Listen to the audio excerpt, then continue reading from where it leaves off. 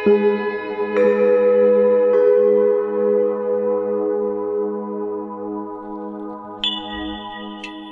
के सवाल में आप सभी के मनों का स्वागत है।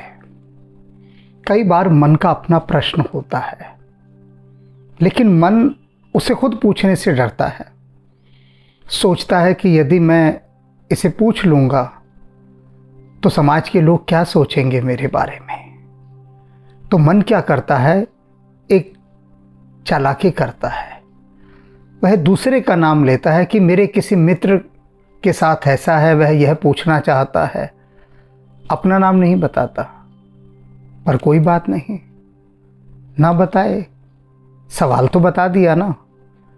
तो सवाल यदि उसका भी हो तो भी फर्क नहीं पड़ता, क्योंकि ये सवाल हजार हजार अनंत अनंत मनों के सवाल होते हैं। अनेक लोग मुझे लिखते हैं कि आपके मन के सवाल का उत्तर सुनकर हमारे मन के अनेक प्रश्नों के उत्तर मिल गए, क्योंकि यह प्रश्न हमारे मन का भी था, लेकिन हम कभी पूछ नहीं पाए। आज किसी और ने पूछ लिया तो हमें उत्तर मिल गया। आज जो प्रश्न की यह शाम है, ये शराब के नाम है। सारे प्रश्न शराब से संबंधित हैं, शराबी भाइयों के हैं, उनकी जिज्ञासाएं हैं शराब को लेकर, कुछ प्रश्न हैं, वे सब इकट्ठे कर लिए गए। सोचा था, जैसा कि सोचता भी हूँ, कि एक एक प्रश्न ना उठा के उस विषय से जुड़े समग्र प्रश्नों को एक साथ उठा लिया जाए, या उनसे संबंधित कोई एक प्रश्न उठाकर सभी उत्तर दे दिए जाएं। तो आज अनेक प्रश्नों को उठाया जा रहा है। वे सभी प्रश्न शराब से संबंधित हैं। शराब हमारे संसार का और हमारे जीवन का एक अति महत्वपूर्ण हिस्सा है। आज के युग में बिना शराब के कुछ नहीं चलता, इसलिए अति महत्वपूर्ण है। और इसी महत्वपूर्ण विषय को लेकर बहुत सारी चीज़ें साफ हो जानी चाहिए, स्पष्ट हो जानी चाहिए। तो सबसे पहले सुनते हैं इन भाई का प्रश्न। महाराज जी राधे राधे। मैं अशोक मावी यूपी से बुलंदशहर ज़िले से बोल रहा हूँ। महाराज जी, मेरे मन में दो सवाल हैं। एक सवाल तो ये है कि जो दारू की दुकान पे नौकरी करते हैं, दारू नहीं पीते, क्या उनको पाप लगता है बेचने का भी? और दूसरा सवाल ये है जी कि क्या जो नर और नारी, स्त्री और पुरुष की मर्जी से आपस में संबंध बनते हैं, क्या वो भी पाप लगता है उनका भी? आपका यह प्रश्न कि क्या शराब बेचने से पाप लगता है, देखिए, यह आपका एक कर्म है जो सरकार की तरफ से दिया गया है। कर्तव्य है आपका, आप कर रहे हैं, आप वहाँ नौकरी करते हैं। तो शराब बेचना यदि पाप होता तो सरकार क्यों बेचती?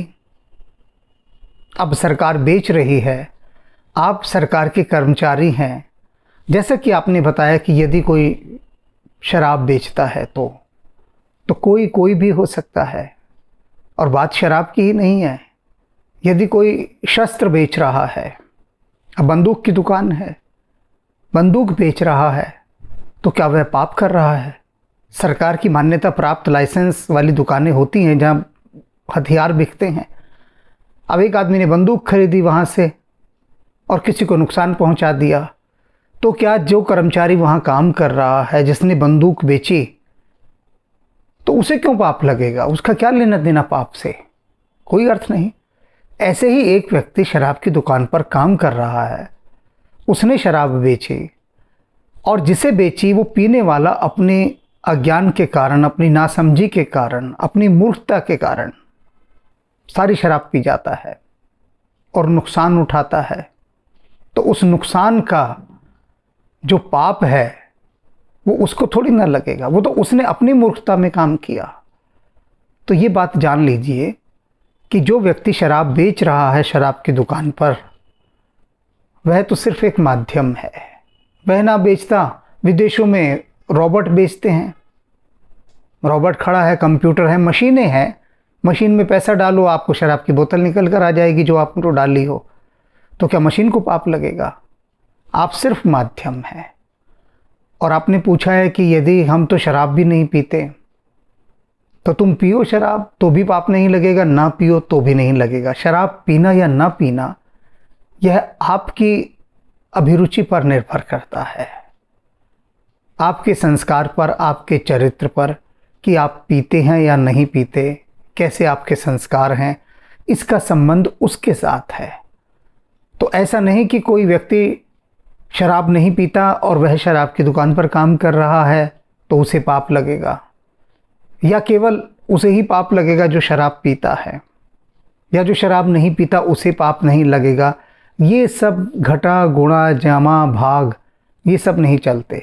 सीधी सी बात है, आप एक काम कर रहे हैं, रोजगार है आपका, और आप सरकार के अधीन रहकर ये काम कर रहे हैं, तो किसी प्रकार का कोई पाप नहीं, क्योंकि आप केवल एक माध्यम हैं।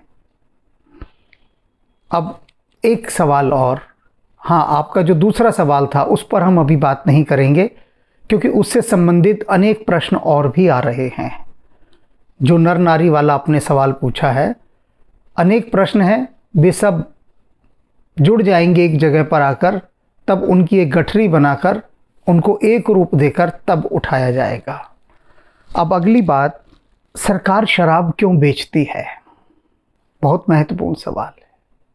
लोग अक्सर ये कहते हैं कि शराब जब जहरीली चीज़ है, लिखा है उसके ऊपर कि शराब पीना स्वास्थ्य के लिए हानिकारक है, जब जानती है सरकार यह बात, तब सरकार क्यों बेचती है शराब?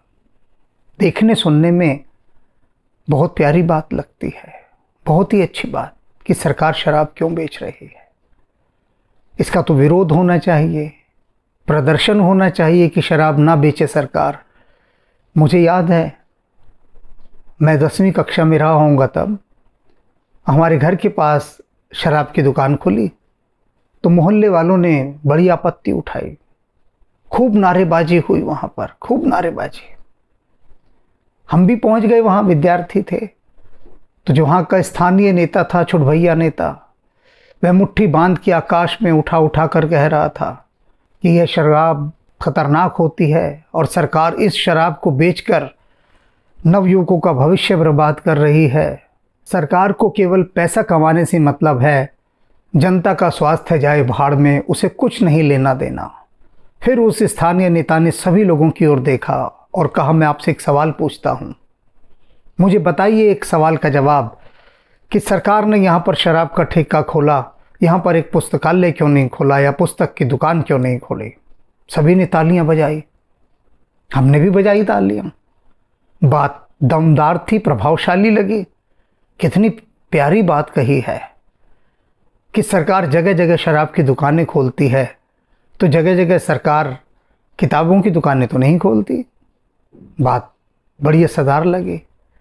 पर धीरे धीरे समय बीता तो समझ आया कि कुछ बातें जो बाहर से देखने में बड़ी सुंदर और खूबसूरत और प्यारी लगती हैं, वे वास्तव में उतनी होती नहीं।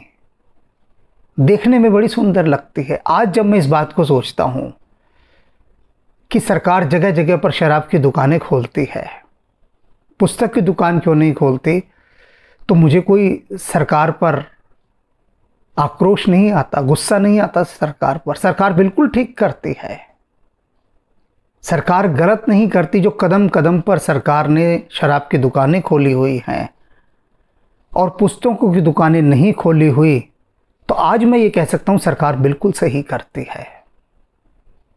आपको हैरानी हो रही होगी, मेरे जैसा व्यक्ति ऐसी बात क्यों कर रहा है? मेरे जैसा व्यक्ति ही ऐसी बात कर सकता है, क्योंकि वो गहरी दृष्टि रखता है देखने की। उथले उथले देखने पर जो लोग शराब नहीं पीते, वो कहेंगे देखो कितनी गलत बात कर रहे हैं, सरकार का समर्थन कर रहे हैं, पाप का समर्थन कर रहे हैं। ऐसे ही सोच रहे होंगे कि ये तो कितनी प्यारी बात लगती है कि सरकार हर मोहल्ले में एक एक पुस्तकों की दुकान खोले और शराब की दुकान ना खोले, लेकिन सरकार तो शराब की दुकान खोल रही है। आज जीवन के अनुभव ने मुझे ये बताया कि सरकार बिल्कुल सही करती है। कैसे करती है वह बता रहा हूं अब आपको। पुस्तक की एक दुकान अगर सरकार खोले कोई एक किताब ना खरीदे उससे, एक भी किताब जाकर। किसे फुर्सत है किताब पढ़ने की, किसे शौक है। और मैंने ये प्रयोग करके देखे हैं, अभी भी कर रहा हूँ, अभी भी कर रहा हूँ। एक 100 रुपये की किताब होती है, लोग कहते हैं बड़ी महंगी है, लूट रहे हैं, व्यापार कर रहे हैं, बिजनेस कर रहे हैं। 100 रुपये की किताब 500 की लगा लो, 500 रुपये की किताब, और लोग चिल्लाते हैं कि ये तो व्यापार कर लिया, इन्होंने धंधा कर लिया। बताओ, धार्मिक किताबें बेच रहे हैं 500 रुपये की। अब ये नहीं देखते कि वो जो 500 रुपये की किताब है वह एक ऐसी शराब की बोतल है जिसे न जाने कितने लोग पी लेंगे फिर भी वो ख़त्म नहीं होगी शराब। ये द्रौपदी की ऐसी बटलोई है पुस्तक, एक आध्यात्मिक उपन्यास भगवान राम पर या कृष्ण पर जो मेरा आया, लगभग 500 रुपये का है। अब अनेक लोगों के प्राण निकल जाते हैं 500 रुपये सुनकर, अनेक लोगों के। वो कहते हैं इतनी महंगी किताब, इतनी महंगी किताब। और मैंने ये खोजा कि जिन जिन लोगों ने महंगी कहा इन किताबों को, वे सभी शराबी भाई निकले, लगभग सभी। तो मैंने उनसे पूछा कि क्या कभी आपने कहा कि शराब महंगी है? वे चुप। शराब की दुकान पर इतनी भीड़ होती है, इतनी भीड़।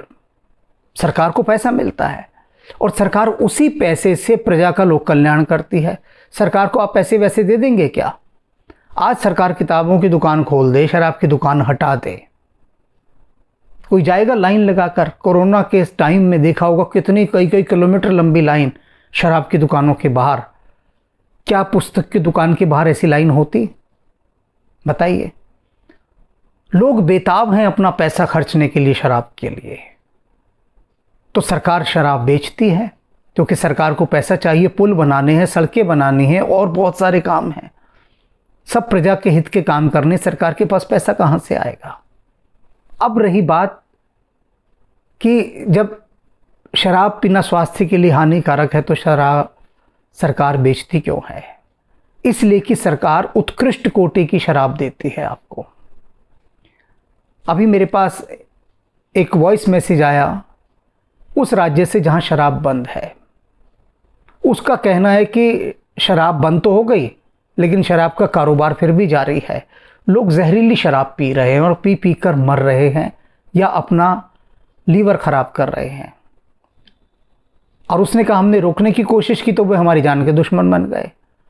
अब जो सरकार शराब बेच रही है वो जहरीली शराब तो नहीं बना रही ना, तो शराबी भाइयों का भला करने के लिए ही वह शराब बेच रही है कि वो पीने से तो मानेंगे नहीं, तो जहर पिए। इससे अच्छा है कि ऐसी चीज़ पिए जो उनके स्वास्थ्य पर बहुत ज़्यादा बुरा प्रभाव न डाले। और जो मैं अपनी किताब की बात कर रहा था ना, धार्मिक किताबें जिन्हें कोई खरीद के राजी नहीं है, कुछ गिने चुने लोग हैं, बस कुछ गिने चुने, वे ही खरीदते हैं, बाकी नहीं खरीदते। उनको क्या लेना देना? तो वह भी एक शराब की दुकान है। हमारे यहाँ श्रीमद कहा गया, श्रीमद भागवत आपने सुना होगा ना नाम। श्रीमद का मतलब क्या होता है? बेहतर नशा। तो ये जो पुस्तकें हैं, एक ने पढ़ी, उसकी माता ने पढ़ी, पिता ने पढ़ी और घर के सदस्यों ने पढ़ी। ये एक ऐसी शराब है जो कभी ख़त्म नहीं होती, जितना पढ़ते जाओ कभी ख़त्म नहीं होगी। लेकिन लोग यहाँ पैसा नहीं खर्चेंगे। कहाँ खर्चेंगे? एक शराब की बोतल खरीद लाएंगे और खुशी खुशी भागकर दौड़ के जाते हैं। छुट्टे पैसे भी उससे वापस नहीं लेते, कहते भाई तू वो रख ले, बस शराब देते हमें। देखिए कभी, जैसे भंडारे में लाइन लगी होती है ऐसे शराब की दुकान पर आपको लाइनें मिलेंगी। तो सरकार किसी को बुला तो नहीं रही कि आओ और शराब खरीदो, किसी को नहीं बुला रही। ना न्योता देती, ना सरकार शराब का प्रचार प्रसार करती है, बल्कि जो करते हैं उनको भी मना करती है कि शराब का प्रचार प्रसार मत करो। उसने दुकान खोल दी, आप मत जाइए, सरकार खुद ही बंद कर देगी। वो देखेगी लोग तो खरीद ही नहीं रहे हैं सरकार से शराब, तो जब सरकार से शराब कोई खरीदेगा ही नहीं तो सरकार उस कारोबार को क्यों चलाएगी? अपने पर व्यक्ति कोई उंगली नहीं उठाता। सरकार को कह रहे हैं कि वो दुकानें क्यों खोल रही है। अरे आप क्यों जा रहे हैं दुकानों पर, ये तो बताइए। और जहाँ सरकार नहीं खोल रही वहाँ लोग जहरीली शराब पी रहे हैं। तो अपने भीतर अपने को टटोलिए, सरकार को दोष मत दीजिए। सरकार तो सदा भला ही चाहती है, सदा। कोई भी सरकार हो, किसी भी की भी सरकार हो, उसका पहला उद्देश्य यही होता है कि प्रजा का भला हो, मूल में उसकी भलाई होता है। यह बात बिल्कुल अलग है कि भलाई के काम करने के लिए जो योजनाएं चलाई जाती हैं उनमें गड़बड़ हो जाए, हेरा फेरी हो जाए, धोखाधड़ी हो जाए, वह एक अलग बात है। लेकिन किसी भी सरकार की मंशा ये नहीं होती कि अपनी प्रजा को सताया जाए। तो शराब जो सरकार बेच रही है वह उन लोगों की भले के लिए बेच रही है जो जहरीली शराब पी जाते हैं और जिनको धार्मिक पुस्तकों पर तो पैसा नहीं खर्चना है, लेकिन शराब के ऊपर उत्साहित होकर पैसा खर्चते हैं। तो फिर क्यों ना वह पैसा सरकार के पास सही माध्यम से जाए और उसका सही इस्तेमाल हो। अगला सवाल, डॉक्टरों की पार्टियों में भी शराब परोसी जाती है, ऐसा क्यों? जबकि डॉक्टर तो जानते हैं कि शराब पीना स्वास्थ्य के लिए हानिकारक है। बात तो सही कही है, ये भी देखने सुनने में बड़ी अच्छी बात लगती है। जिसने भी ये कहा है कि डॉक्टरों की पार्टियों में भी शराब परोसी जाती है, उनका अनुभव रहा होगा तभी कहा है। और यदि परोसी भी जाती है तो उन्होंने यह नहीं बताया कि डॉक्टरों की शादी में अगर शराब परोसी जाती है तो वे लोग शराब को बहुत तमीज़ के साथ पीते हैं, सलीके के साथ, पीकर लड़खड़ाए हुए वहाँ बेसुध पड़े नहीं होते। डॉक्टर है, उनको समझ है। मैंने देखी हैं अनेक कॉकटेल पार्टियाँ। आदमी आया है, बहुत अमीर आदमी है, बढ़िया गाड़ी में, और जब वापस जा रहा है तो ड्राइवर उसको सहारा देकर ले जा रहा है, उसे होश ही नहीं है। 2-3-4 लोग पकड़े हुए हैं। मुफ्त की शराब जहाँ पीने को मिल गई वहाँ लोग टूट कर पड़ते हैं, पेट भर के पीते हैं और फिर 2-3 लोगों ने उठा के उनकी गाड़ी में डालकर घर छोड़ कर आते हैं। क्या है ये सब? ये मानसिकता है, दूषित मानसिकता, अपने ऊपर नियंत्रण न रख पाने की मानसिकता। एक ने और प्रश्न पूछा इसी के साथ ही कि विदेशों के अंदर तो जब कोई घर में आता है, जैसे हम पानी पूछते हैं, आइए पानी लीजिए, वहाँ वो लोग शराब पूछते हैं। कोई किसी के घर आया तो पहले शराब की बोतल खोल देते हैं।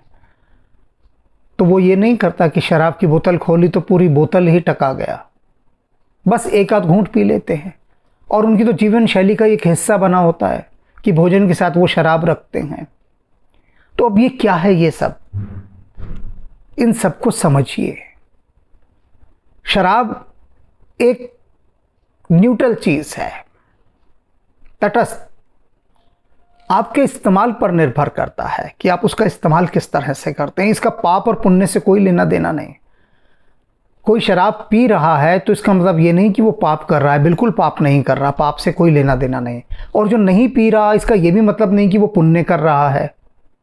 शराब ना पीने वाले को कोई पुण्य नहीं मिलेगा और शराब पीने वाले को कोई पाप नहीं मिलेगा। इस बात को अच्छे से समझ लीजिए। ये पाप और पुण्य की श्रेणी से बाहर की चीज़ है। ये किसके अंतर्गत आती है? ये अंतर्गत आती है बुद्धि के, गुण दोष के अंतर्गत। पाप पुण्य के अंतर्गत नहीं है, ये गुण दोष के अंतर्गत है। समझ लीजिए। जैसे मैंने भी उदाहरण दिया ना, एक बंदूक की दुकान है, आप बंदूक खरीद लाए, अब उसे आत्मरक्षा के लिए रखा गया है तो वो गुण है, और उस बंदूक को यदि डाके डालने के लिए रखा गया है तो वो दोष है, शराब है। उसे आप एक सदुपयोग की तरह, अच्छे इस्तेमाल की तरह रखते हैं तो वो आपका गुण है, और यदि आप उसका दुरुपयोग करते हैं तो वह आपका दोष है। और जब दोष हो जाएगी तो आपका वो सब कुछ नष्ट कर डालेगी। शराब को बुरा क्यों कहा गया है? उसका कारण क्या है कि लोगों ने इसे अपना दोष बना लिया।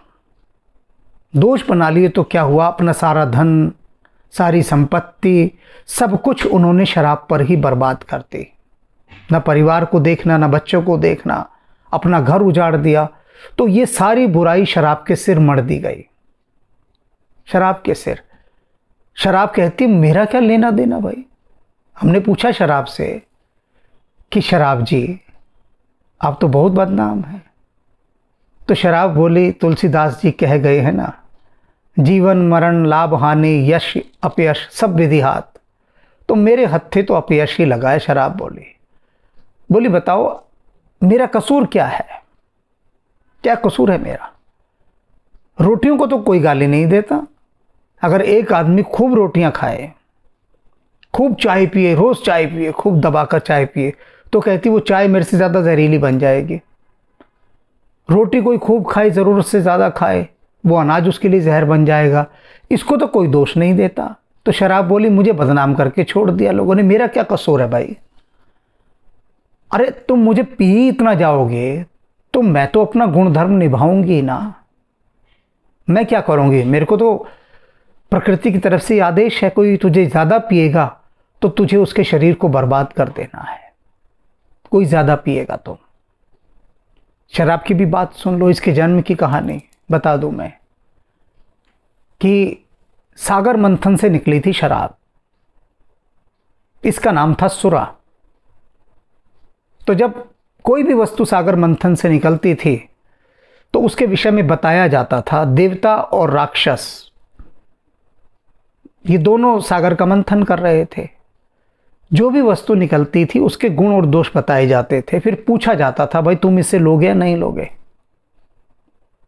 दोनों में से दोनों पक्ष उस पर विचार करते थे और फिर स्वीकार या अस्वीकार करते थे। तो जब शराब निकली, इसको सुरा कहते हैं संस्कृत में, तो सुरा निकली तो पूछा राक्षसों ने भाई ये क्या है? बताया गया कि ये सुरा है। इसका बहुत अधिक मात्रा में सेवन करने से शरीर का नाश होता है, बुद्धि भ्रष्ट हो जाती है, आदमी किसी काम का नहीं रहता, सोचने समझने का कोई निर्णय वह नहीं ले पाता, कुछ नहीं कर पाता। हाँ, यदि इसका कम मात्रा में सेवन किया जाए, बहुत ही कम मात्रा में, तो एक सुरूर सा बना रहता है, एक मस्ती छाई रहती है। राक्षस बोले हटाओ, बेकार की चीज़ें हमें नहीं चाहिए, जो दिमाग खराब कर दे। क्या करेंगे हम उसका? जो हमें बर्बाद ही कर दे, हम क्या करेंगे? राक्षसों ने मना कर दिया। देवताओं ने कहा कि नहीं हमें चाहिए, ये तो हमारे उत्सवों में काम आएगी, हमें तो मस्ती चाहिए। तो देवताओं ने उसे ले लिया और तब से देवता कहलाए सुर और राक्षस कहलाए असुर। अर्थात जिन्होंने सुरा को मना कर दिया वे असुर, और जिन्होंने सुरा को स्वीकार किया वे सुर यानी देवता। सुरेंद्र कहते हैं ना इंद्र को, देवताओं का राजा। तो देवताओं ने शराब को स्वीकार किया। अब अनेक देवता स्वरूप ऐसे लोग हैं जो शराब पीते हैं, लेकिन किसी को पता भी नहीं लगता कि वे शराब पीते हैं। क्यों? क्योंकि मर्यादित रूप में। मैं यहाँ कोई शराब की पैरवी नहीं कर रहा, बिल्कुल भी। ये समझ लीजिए साफ कि कई लोग ये प्रसन्न हो रहे हो सुन के कि मैं शराब का पक्ष ले रहा हूँ। मैं तो सब लोगों को आईना दिखा रहा हूँ। क्या आईना? कि शराब की दुकानों पर लोग भागे भागे मारे मारे जाते हैं, लेकिन पुस्तक पढ़ने के लिए कोई राजी नहीं होता। अनेक लोग मुझे लिखते हैं कि किताब पढ़ने से हमारा जी कतराता है, हमारा मन जी चुराता है किताब पढ़ने से। शराब से तो नहीं कतराता। तो मैं बेसिक ह्यूमन नेचर, सहज मानवीय स्वभाव दिखा रहा हूं। और ये आप सब मानेंगे कि आज शराब के प्रति जितना आकर्षण संसार में है, क्या उतना पुस्तकों में है? नहीं है ना। सब जगह अनेक लोग मैंने देखे, उनकी पार्टियों में शराब चल रही, और मैंने पूछा यार आप तो बड़े सात्विक लोग हैं, प्याज लहसुन तक नहीं खाते। बोले वो बच्चे हैं ना, मानते कहाँ हैं आजकल के। अब बच्चों का ऑफिस है, ऑफिस के लोग हैं, उनको तो पार्टी चाहिए ना। तो हमने कहा ठीक है, कर लो फिर। और आप समझ रहे होंगे मैं बिल्कुल सही कह रहा हूँ। वे एक दिन कोई रख देते हैं शादियों में कि जिस दिन कॉकटेल पार्टी होती है, वो जो बच्चे लोग हैं उनके ऑफिस के स्टाफ के लोग आते हैं, यंगस्टर्स आते हैं, उनको तो शराब के बिना स्वागत ही नहीं होगा। तो शराब एक अनिवार्य हिस्सा बन गई है उन लोगों का भी जो प्याज लहसुन तक नहीं खाते। तो सरकार अगर नहीं बेचेगी तो ये जो शादी के समारोह हैं ये दुखद समारोह बन जाएंगे, जहरीली शराब वहाँ बेची जाएगी फिर।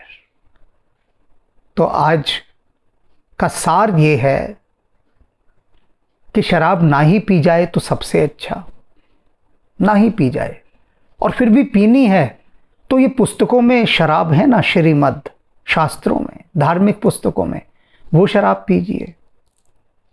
कहते हैं ना कबीर साहब, पीवत रामरस लगी खुमारी। शराब पीने से खुमारी आती है। आप थोड़ी सी शराब पी लीजिए, खुमारी आएगी। खुमारी माने उसे नशा नहीं कहते, हल्का हल्का सुरूर कहते हैं। तो कबीर साहब क्या कहते हैं, पीवत रामरस लगी खुमारी। आप राम का रस पीजिए ना, उसकी जो खुमारी लगेगी उसके बाद आपको दोबारा पीने की जरूरत नहीं पड़ेगी वो, क्योंकि वो अंदर ऐसी खुमारी होती है, उतरती नहीं। अगर एक बार पी लिया तो वो एक बार पीना ही तो मुश्किल है। एक दो बार राम का नाम ले लिया उसे पीना नहीं कहते। पीना तो अलग चीज है। जैसे मीरा ने पिया, जैसे प्रहलाद ने पिया, जैसे ध्रुव ने पिया, जैसे संत रैदास ने पिया, इसे पीना कहते हैं कि राम का रस एक बार पी लिया। कहते हैं ना रैदास जी, कितनी प्यारी रचना है संत रविदास जी की, अब कैसे छूटे राम नाम रट लागे, उसे पीना कहते हैं। तो जिस दिन राम नाम की शराब आपने पी ली, उस दिन बाकी सब नशे बेकार हो जाएंगे। क्योंकि गुरुवाणी कहती है, राम रस पिया रे, राम रस पिया रे, जिह रस बिसर गए रस और चे। जिस दिन आपने ये रस पी लिया, उस दिन बाकी सारे रस बिसर जाएंगे, सब बिसरा दिए जाएंगे, सब छूट जाएंगे आपसे। किसी भी रस में आपका कोई रस न रह जाएगा। ये शराब वराब तो जाने कहाँ खो जाएंगी, इनका तो कोई हिसाब किताब ही नहीं है। तो फिर आज के लिए शराबी भाइयों को बहुत सारा मार्गदर्शन मिल गया होगा। राम राम।